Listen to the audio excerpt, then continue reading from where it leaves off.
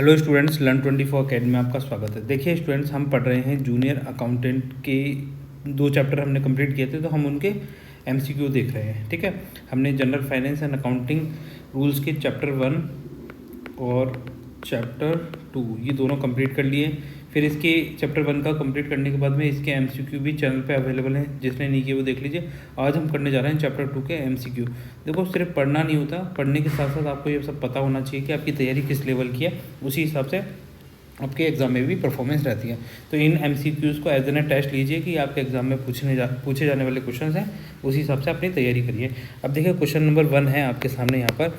सरकार द्वारा या उसकी ओर से प्राप्त की गई समस्त धनराशियों को अविलंब रूप से जमा किया जाएगा। तो बताइए इनमें से कौन से खाते में जमा किया जाता है। आपको क्या करना है, 10 से 15 सेकंड में इसका आंसर वीडियो को पॉज करके कमेंट सेक्शन में लिखना है। ठीक है, मैं तो आपको इसका आंसर जल्दी से बता दूंगा, परंतु आप अपनी तरफ से भी तो रेडी रहिए। तो देखो, आई थिंक आपने इसका आंसर वीडियो को पॉज करके कमेंट सेक्शन में लिखा होगा। अब मैं इसका आंसर आपको बताता हूँ। देखिए, सरकारी खाते में जमा करेंगे, बचत खाते में जमा करेंगे, निजी मतलब जो आपका प्राइवेट अकाउंट होता है उसके अंदर जमा करेंगे, या चालू खाता जो करंट अकाउंट होता है उसके अंदर जमा किया जाता है। तो सरकार द्वारा उसकी ओर से प्राप्त की गई समस्त धनराशियों को अविलंब रूप से कहाँ जमा किया जाता है, सरकारी खाते में जमा किया जाता है। तो ऑप्शन ए हो जाएगा इसका आंसर। ठीक है, आ जाइए क्वेश्चन नंबर 2 करते हैं। बताइए, जीएफ एंड एआर के नियम 6 के अनुसार यदि धनराशि सरकारी बकाया के रूप में, देखो सरकारी बकाया, ठीक है, रूप में प्राप्त होती है तो उसे कोषागार नियमों के अनुसार जमा किया जाएगा। तो ये क्वेश्चन तो जूनियर अकाउंटेंट में भी पूछा गया है, तो इसको आप नोट कर लीजिए, ये काफ़ी इंपॉर्टेंट क्वेश्चन है। ठीक है, तो सरकारी बकाया के रूप में जो धनराशि प्राप्त होती है कोषागार नियमों के अनुसार उसे कहाँ जमा किया जाएगा। ऑप्शन ए, यार ये थोड़े से ऑप्शन उल्टे सीधे हो गए, चाहे तो आप ऐसे कर लीजिए, जिसका ए है उसको ए ही मानिए और जिसमें बी है उसको बी मानिए। ठीक है, तो ए राज्य की संचित निधि में, बी ऑप्शन राज्य की लोक लेखा निधि में, सी ऑप्शन राज्य की आकस्मिकता निधि में, और डी ऑप्शन राज्य की स्थानीय निधि में। तो बताइए इसका आंसर आपको क्या करना है, 10 से 15 सेकंड लेकर वीडियो के कमेंट सेक्शन में लिखना है आपको इसका आंसर। ठीक है, तो देखिए इसका आंसर हो जाएगा ऑप्शन नंबर ए।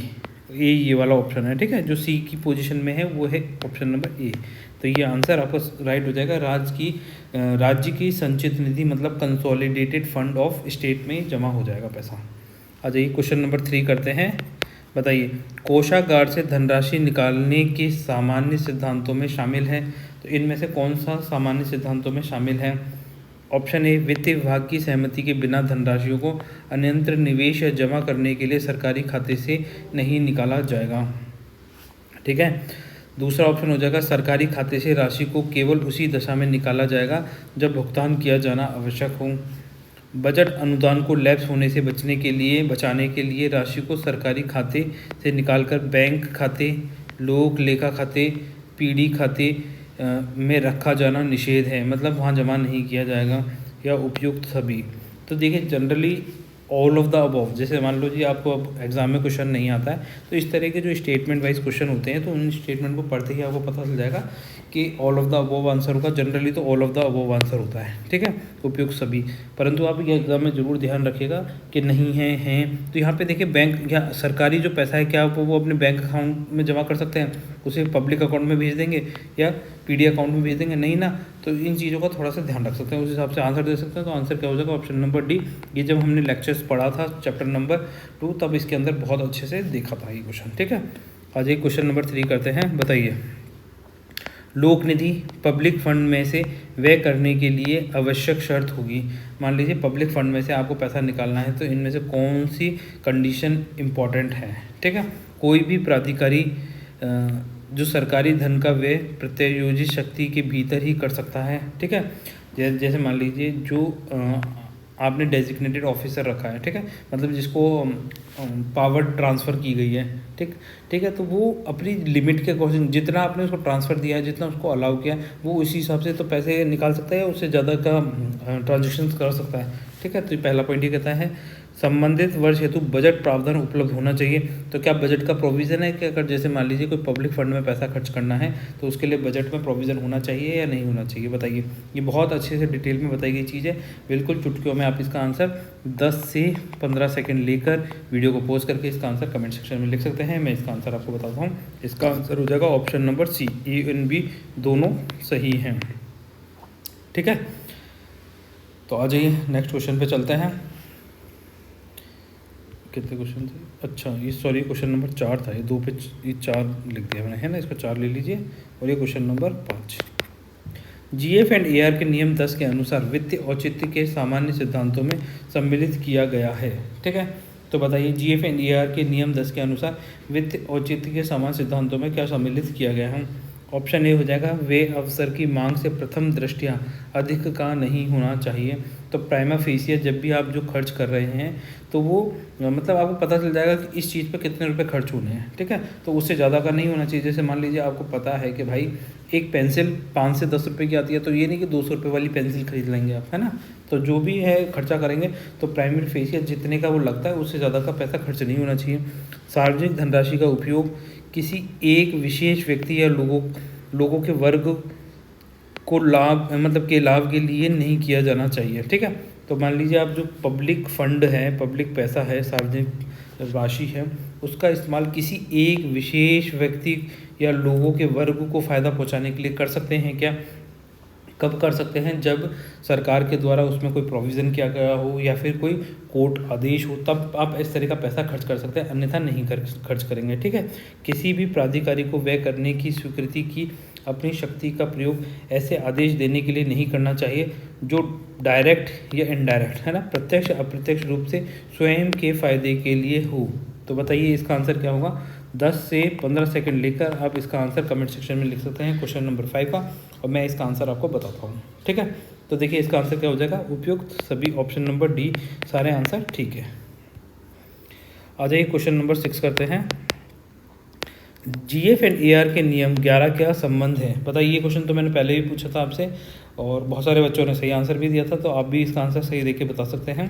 तो जीएफ एंड एआर के नियम 11 का संबंध इनमें से किसके लिए है, बताइए। वित्तीय औचित्य के सामान्य सिद्धांत, व्यय का नियंत्रण, अनियमितता, छिजित मतलब हानि एवं छल के विरुद्ध आंतरिक जांच कराना, या भुगतान में देरी से बचें। ठीक है, तो आपको बताना है GF and AR general finance and accounting rules के नियम 11 का संबंध इनमें से किससे है। तो इसका संबंध है ऑप्शन नंबर बी, व्यय का नियंत्रण। जो भी आप खर्चे कर रहे हैं, एक्सपेंसेस कर रहे हैं, उसको कंट्रोल करने के लिए है नियम 11। आ जाइए क्वेश्चन नंबर 7 करते हैं। विभाग अध्यक्षों के कार्यालयों में रखे गए लेखों की आंतरिक जांच, जो भी इंटरनल चेक होता है, निम्नलिखित में से किसके द्वारा की जाएगी। तो बताइए, जो विभाग अध्यक्ष होते हैं उनके कार्यालयों में रखे जितने भी डॉक्यूमेंट्स होते हैं, ठीक है, लेखे जो अकाउंट्स के लिए, तो उसके आंतरिक जांच इनमें से किसके द्वारा की जाएगी। महालेखाकार कार्यालय द्वारा करी जाएगी, निर्देशक कोष एवं लेखा द्वारा की जाएगी, वित्त विभाग द्वारा करी जाएगी, या फिर निर्देशक निरीक्षण विभाग द्वारा कराई जाएगी। ठीक है, तो जल्दी से इसका आंसर कमेंट सेक्शन में लिख के बताएं। 10 से 15 सेकंड ले सकते हैं आप। तो आई थिंक आपने देखिए इसका आंसर कमेंट सेक्शन में लिखा होगा। मैं इसका आंसर आपको बताता हूं कि विभाग अध्यक्ष के कार्यालय में रखे गए लेखों की आंतरिक जांच निम्नलिखित में से किसके द्वारा की जाती है। तो ये करता है ऑप्शन नंबर डी, निर्देशक निरीक्षण विभाग द्वारा की जाती है। ठीक है, महालेखाकार नहीं करेगा, निर्देशक कोष लेखा नहीं करेगा, वित्त विभाग द्वारा नहीं कराई जाएगी, ये कराई जाएगी निर्देशक निरीक्षण विभाग द्वारा कराई जाती है। ठीक है, तो ये क्वेश्चन इंपॉर्टेंट है, यहाँ से आपके एग्जाम में क्वेश्चन पूछा जा सकता है, तो इसको मार्क कर लीजिए। ठीक है, आ जाइए यहाँ पर आगे क्वेश्चन नंबर 8। वित्त विभाग के निर्देश पर सरकारी कार्यालयों एवं विभागों की विशेष लेखे परीक्षा स्पेशल ऑडिट निरीक्षण विभाग राजस्थान जयपुर द्वारा की जाती है ना। तो ये निर्णय वित्त विभाग द्वारा प्रस्तावित किया गया था। तो कौन सी डेट को ये निर्णय लिया गया था वित्त विभाग के द्वारा। ठीक है, यहाँ पर आपके सामने है ऑप्शन नंबर ए 25/10/1994 को, ऑप्शन बी 11/9/2013 को, ऑप्शन सी 5/12/2006 को, ऑप्शन डी 28/5/2005 को। आपको ये ध्यान रखना है कि हम ऑप्शन कौन सा है यहाँ पर, ठीक है। तो ऑप्शन ए ये वाला है, ऑप्शन बी ये वाला है। इस तरीके से ध्यान रखें, जिसके सामने जो ऑप्शन लिखा हो इसी तरीके से इसका आंसर आपको देना है, ठीक है। तो देखिए इसका आंसर हो जाएगा, आप पहले 10 से 15 सेकंड लेकर इसका आंसर कमेंट सेक्शन में लिखें, फिर मैं इसका आंसर आपको बताता हूँ, ठीक है। दोबारा से क्वेश्चन पढ़ देता हूँ। वित्त विभाग के निर्देश पर सरकारी कार्यालय जो गवर्नमेंट ऑफिसेस होते हैं एंड डिपार्टमेंट्स होते हैं, उनके जो स्पेशल लेखा परीक्षा है ना, स्पेशल जो ऑडिट होती है, उसका निरीक्षण विभाग राजस्थान जयपुर द्वारा की जाती है। और ये निर्णय वित्त विभाग द्वारा प्रस्तावित किया गया था। कब किया गया था? ऑप्शन नंबर सी हो जाएगा, 5/12/2006 को ये निर्णय लिया गया था, ठीक है। तो इसका राइट आंसर क्या हो जाएगा? ऑप्शन नंबर ये सी, ठीक है। 5/12/2006 को ये निर्णय लिया गया था, जो स्पेशल ऑडिट कराई जाएगी सरकारी कार्यालयों विभागों की, ठीक है। और ये कौन कराता है? निरीक्षण विभाग राजस्थान जयपुर द्वारा की जाती है, ठीक है। ये थोड़ा सा ध्यान रख सकते हैं। आ जाइए नेक्स्ट क्वेश्चन पे चलते हैं। क्वेश्चन नंबर 9 बताइए, प्रत्येक विभागाध्यक्ष और नियंत्रण अधिकारी का कर्तव्य है कि निर्देशक निरीक्षण विभागों जो विभाग होते हैं ना, उनको उसके कर्तव्यों को निर्वहन हेतु सभी आवश्यक सूचनाएं और सुविधाएं उपलब्ध कराएं। ये आदेश वित्त विभाग द्वारा किस तिथि से इसमें जोड़ा गया था, ठीक है। तो यहाँ पर आपके सामने ये डेट्स लिखी हुई हैं, तो आपको बताना है कि ये जो प्रोविज़न है वित्त विभाग द्वारा कौन सी डेट को जोड़ा गया था, ठीक है। आपको क्या करना है, 10 से 15 सेकंड लेके वही इसका आंसर भी कमेंट सेक्शन में लिखना है। और मैं इसका आंसर आपको बताता हूँ कि ये कब इन्होंने डिसाइड किया था। तो ये 28/5/2005 से डिसाइड किया गया था वित्त विभाग के द्वारा, ठीक है, कि निर्देशक निरीक्षण विभाग उसके कर्तव्यों के निर्वहन हेतु जितनी भी आवश्यक सूचनाएं हैं सुविधाएं वो सब उपलब्ध करवाएगा, ठीक है। तो आ जाइए नेक्स्ट क्वेश्चन पर चलते हैं। क्वेश्चन नंबर 10, ठीक है। GF एंड AR के नियम 16 का संबंध है। तो बताइए, लेखा परीक्षा द्वारा सूचना मांगना, विभागीय अधिकारियों का उत्तरदायित्व, लेखों के संधारण के संबंध में कर्तव्य और वित्तीय औचित्य के स्तर, ठीक है। तो जल्दी से इसका आंसर वीडियो को पोस्ट करके 10 से 15 सेकंड में कमेंट सेक्शन में लिखें, जिससे आपकी तैयारी और ज़्यादा मजबूत हो सके। सिंपल सा क्वेश्चन है, general finance and accounting rules का नियम 16 इनमें से किससे संबंधित है? अगर आपने सारे नियमों को अच्छे से ध्यान से पढ़ा होगा तो आप इसका आंसर चुटकियों में कर देंगे कि इसका संबंध है विभागीय अधिकारियों का उत्तरदायित्व, ठीक है। जो डिपार्टमेंटल ऑफिसर्स होते हैं उनकी क्या क्या रिस्पॉन्सिबिलिटी हैं वो नियम 16 के अंदर दे रखी हैं। आ जाइए क्वेश्चन नंबर 11 करते हैं। तो बताइए, संपत्ति की संविदा करने वाले प्राधिकारियों की सूची दी गई है, ठीक है। तो ये इंपॉर्टेंट क्वेश्चन है, इस तरह क्वेश्चन आपके एग्जाम में पूछे जा सकते हैं। तो आपको इनका बहुत अच्छे से ध्यान रखना है कि परिशिष्टि 2 में, परिशिष्टि 4 में, परिशिष्टि 5 में, परिशिष्टि 1 में, है ना। संपत्ति जो भी प्रॉपर्टी है उसकी जो संविदा करने वाले प्राधिकारियों की सूची कौन सी परिशिष्टि में दे रखी है, ये हमने जब चैप्टर 2 पढ़ा था तो इसके बारे में भी अच्छे से पढ़ा था कि उसके बारे में परिशिष्टि 2 के अंदर दे रखा है। तो इसका आंसर क्या हो जाएगा? ऑप्शन नंबर ए हो जाएगा, ठीक है। 10 से 15 सेकंड में इसका आंसर आपको देना था, पर आपने दिया है। जिन लोगों ने दिया है उनको बेस्ट ऑफ वो कॉन्ग्रेचुलेशन के उन्होंने काफ़ी अच्छे आंसर दिए हैं, और जिन्होंने नहीं दिया और जिनके गलत हो गए हैं तो उनको अपनी तैयारी वापस से अच्छी करनी चाहिए और वापस से रिवाइज करना चाहिए चैप्टर को, ठीक है। आ जाइए नेक्स्ट क्वेश्चन पे चलते हैं। क्वेश्चन नंबर 12, ठीक है। ये क्वेश्चन नंबर 12 हो जाएगा। निर्देशक निरीक्षण विभाग GF एंड AR के नियमों में जहाँ कहीं उल्लेख हो जोड़ा गया है, ठीक है। तो ये कब जोड़ा गया था? जहाँ कहीं उल्लेख, मतलब ये निरीक्षण विभाग GF एंड AR के निर्देशक नियम कब जोड़े गए थे, ये बताइए आप, ठीक है।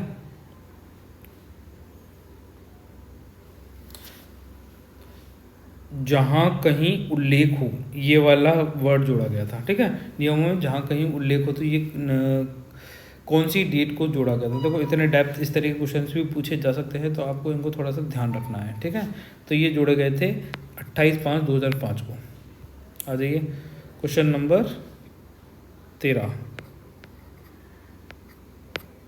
सरकारी संपत्ति की संविदा करने के लिए कौन अधिकृत होगा? ये संविधान के किस अनुच्छेद में वर्णित है, ठीक है।